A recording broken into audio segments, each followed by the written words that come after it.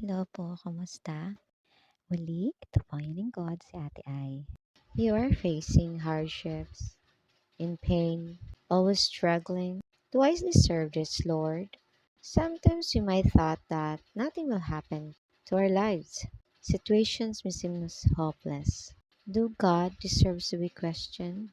If we question God and He seems so unfair, but if we think God is unfair, think of how many times we commit sin, but then God constantly forgive us and give us a chance. I do believe we also bless with things we didn't expect sometimes, despite of our shortcomings o pagkukulang. We are blessed with so many things, and yet if we face problems, we question God again. According to Father Gatos, pain means problems are invitations to a new beginning. We need to go through to prepare us to the next blessing that we are about to receive. Bago ka magka-perfect score sa test, kailangang mag-aral ng mabuti.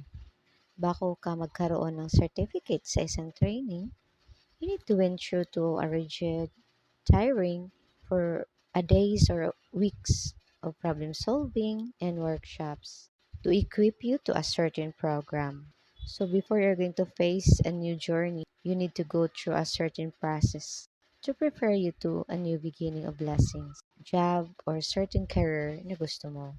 And it is more meaningful if you are guided by God's grace kaya mo nakamit o nalagpasan ito. Before we complain, ask God's presence in every struggle na ating pagdadaanan. Isipin na may magandang plano ang Panginoon sa atin na kayang punan ang mga sakit o kahirapan na pinagdaanan natin. A blessings beyond measure, and we just need to be still and believe in God's promises. Romans 8:18.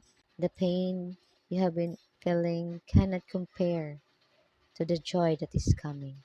And for that, may God be praised. Amen. God bless po.